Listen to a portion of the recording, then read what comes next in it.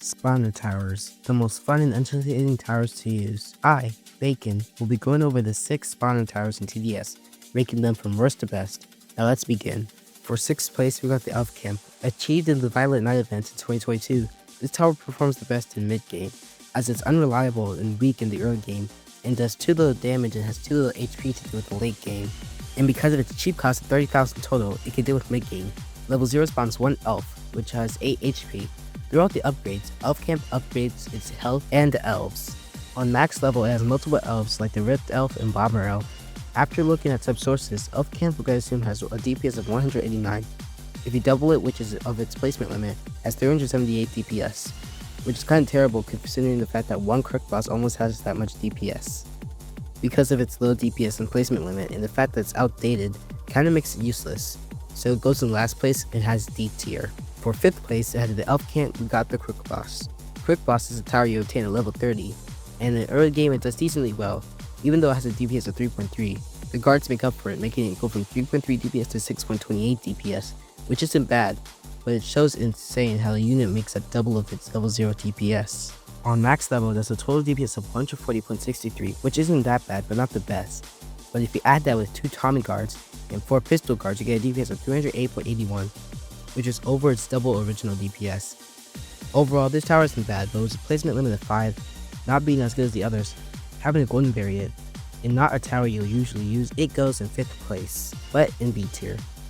For 4th place, ahead of the Crook Boss, we got the Military Base. It's accessible for 4,000 coins, and what this tower does well that other towers on this list can't do, is it can deal with all stages of the game, but early game is unreliable and slow sometimes. And as the levels get higher, it gets stronger. The Humvee gets barbed wire, a mounted gun, becomes a tank, and then a futuristic tank. Its health is 1,600 and has a DPS of 240.23, but it's less than the normal Crook Boss's DPS. So why is it higher? Well, for more reasons. First, it has the airstrike ability, doing a bunch of damage and being able to deal with crowds of enemies. And in my opinion, this tower is great. It's an all-rounder, and even though it's slow in the early game, its elite sub-DPS capabilities make up for it. This tower goes in B+ tier. Before we continue, if you're enjoying this video, consider subscribing. I'm trying to reach 100 subscribers from the end of the year, so I appreciate the support. Anyways, let's get back to the video. For 3rd place, under the Military Base, we got the Necromancer, the only gem costing spawner tower, being 2,250 gems. Level 0 does 6.63 DPS, but after Necromancer does enough damage, it spawns gravestones. On level 0, it spawns a skeleton with 60 HP. Throughout the levels, the skeletons get stronger, and the amount of gravestones you get spawned also gets larger, but the bar you need to fill up to spawn the gravestones also gets larger. On max level, the Necromancer can attack 3 enemies at a time, doing a maximum DPS of 146.06.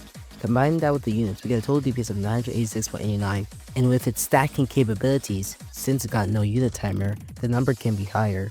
This tower is great and very underrated, and goes in A tier. For 2nd place, ahead of the Necromancer, we got the Golden Crook Boss. To get this tower, it needs to be level 30, then get 50,000 coins for a chance to get it. This tower is a tower that can deal with all stages of the game, early, mid, and late. But like Crook Boss, it's slow in the early game.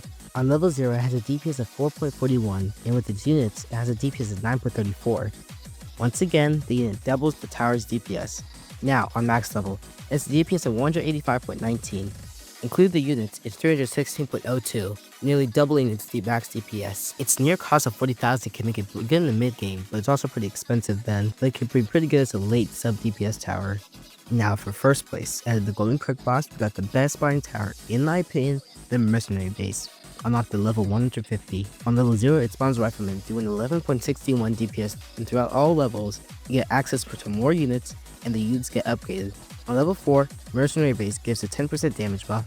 On the max level, it gives a 20% damage buff. On max level, Rifleman does 61.43 DPS, Granted Veer does 79.49 DPS, if it's 2 enemies it does 158.98 DPS. Riot Guard has 2500 HP and does 99.6 DPS, and the Field Medic does 20 DPS, but its main mechanic is not just healing the Mercenary Base's units, but also other units in the game, like the Crook Boss units. If you want a big burst of damage, get Riot Guards and 1 or 2 medics, doing 10,000 to 20,000 damage.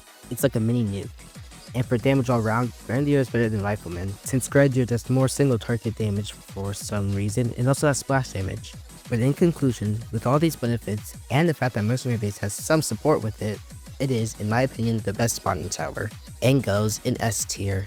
Well anyways, I hope you enjoyed today's video. If you enjoyed, don't forget to like and subscribe. Have a great day or night, and goodbye.